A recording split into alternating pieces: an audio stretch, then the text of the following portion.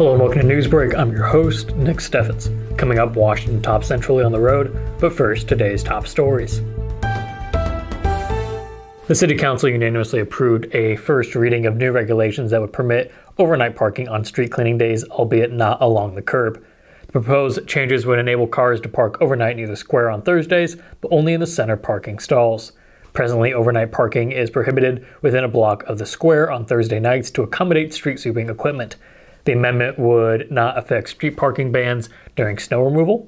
The revisions were supported by First Ward Council member Bethany Glinsman, who described them as common sense.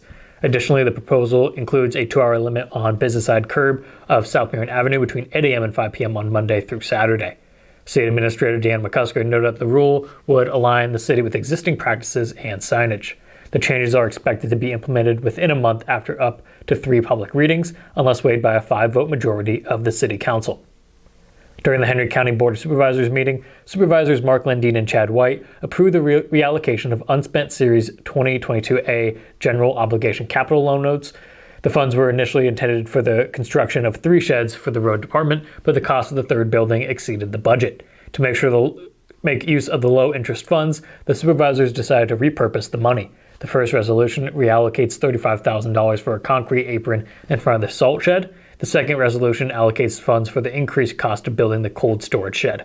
The remaining funds will be used for equipment for the road department, including rebuilding of a motor grader. Any leftover money will be set aside for the future construction of the third shed. Riverside is gearing up for the 38th Trek Fest, its annual festival celebrating its association with Star Trek's Captain James T. Kirk. The event, taking place during the last full weekend in June, attracts sci-fi enthusiasts from all over. This year, organizers are embracing the later franchise series Deep Space Nine alongside the original series.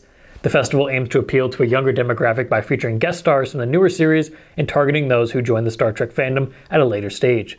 The parade theme, Quark's Bar, revolves around Deep Space Nine's set, with actress Chase Masterson, who played Lita in the show, headlining the event. Other guests include script coordinator Lolita Faccio, makeup artist John Paladin, and hosts of the Star Trek fan-made Computer Resume podcast. The festival will feature live music, a kids inflatable area, competitions, local restaurant collaborations, a t-ball tournament, a bar tent, and celebrity Q&As. The complete schedule can be found on the Trek Fest 38 website. Starting July 1st, customers of Mount Pleasant Municipal Utilities will experience an increase in their electrical rates. The utility company cites the continual rise in operational expenses as the reason behind the rate adjustment. The revised rates include the elimination of rate tiers, an increase in base fee charges, and adjustments to the cost per kilowatt. Residential customers will see changes in their base fee, which will now be $1 per day with a maximum monthly accumulation of $16.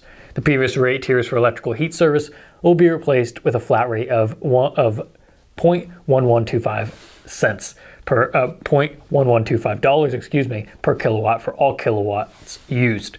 Commercial customers will also be affected by the rate increase, with changes to daily assessed rates and per kilowatt rates. Security light rates will remain unchanged. The adjustments were approved by the Mount Pleasant Municipal Utilities Board of Trustees and will take effect after July 1st, 2023. We're going to take a quick break, and when we come back, we'll take a look at the weather and sports.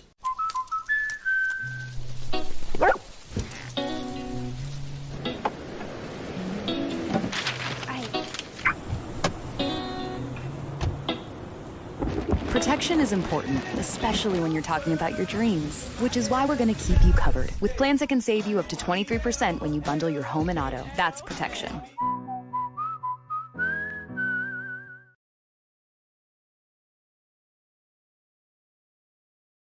Bring the kids and share the memories from steam engines, antique cars and trucks, tractors, gas engines, and horses. Maybe your memories are of great food from the North Village to the Log Village, or learning how to square dance over at the Dance Barn. This is the place where memories are made. Make plans now to enjoy the history of the past at the 2023 Midwest Old Threshers Reunion, August 31st through September 4th in Mount Pleasant. Visit oldthreshers.com for more details. Unbelievable amount of devastation. I've never seen anything like it. We had a beautiful barn that was gone in 20 minutes. Farm Bureau stepped up right away and said, hey, we got you and we'll be there for you. We were taken care of. Now we could get on to repairing and rebuilding. I tell everybody about Farm Bureau. We're fortunate to say we have good coverage with good people doing it. Contact Farm Bureau agents Tony Starr and Mike Welcher in Mount Pleasant today. Hello and welcome back to Newsbreak. I'm your host, Nick Steffens. Coming up, your 5-day forecast, but first, obituaries. Norman L. Thomas of Washington passed away on June 19th at the age of 81.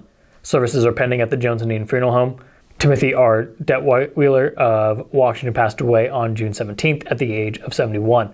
A funeral service will be held at 10 a.m. June 27th at East Union Mennonite Church. Beta Peterson Funeral Home is in charge of the arrangements. Peter A. Bell of Washington passed away on June 18th at the age of 82. The family will receive friends from 4 to 6:30 p.m. June 22nd at the Jones and Eden Funeral Home. Michael C. Limber of Ainsworth passed away on June 18th at the age of 72. A private family service will be held at a later date. Jones and Eden Funeral Home is in charge of the arrangements. Richard Stewart Nash of Wentzville, Missouri passed away on May 28th at the age of 84. A celebration of life will be held at 11 a.m. June 24th at the Brighton City Hall. Gold Funeral Home is in charge of the arrangements. Roger Lee Adam of Washington passed away on June 18th at the age of 67. A celebration of life will be held at 3 p.m. June 23rd at St. James Catholic Church. Jones and Eden Funeral Home is in charge of the arrangements. That was obituaries. It is now time for your 5-day forecast. Today we've had clear skies and a high of 89 degrees. Tomorrow will be 88 with mostly sunny skies. On Friday it will be 90 and the skies will remain mostly sunny. Looking at the weekend, it will be 92 degrees and partly cloudy on Saturday. And finally on Sunday, it will be 89 degrees and partly cloudy. We're going to take another quick break, and when we come back, we'll take a look at sports. At 5 Star Community Credit Union, we want to help you lead a better life. We offer competitive rates and convenient appointment times for all kinds of loans: auto, recreational vehicles, home equity, line of credit, holiday, and personal loans. We make it easy to build your credit and enjoy the good things in life. We invite you to join 5 Star Community Credit Union. We are community-minded and member-focused.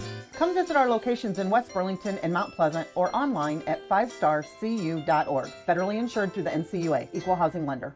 At Brown Shoe Fit, we pride ourselves on traditional sit and fit service that's been serving the Mount Pleasant area since 1952. At Brown's, we have shoes for the whole family.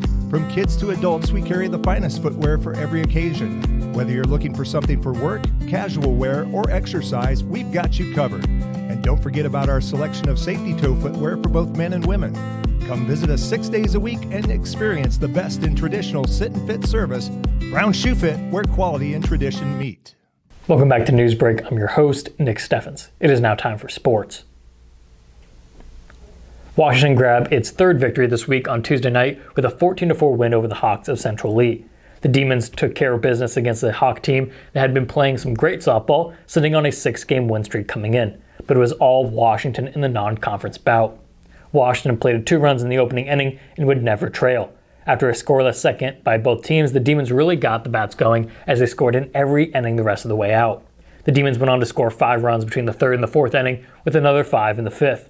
Central Lee got on board in the 4th with a pair of runs and added 1 more in the 5th, but heading into the 6th, Washington held a commanding 12-3 lead.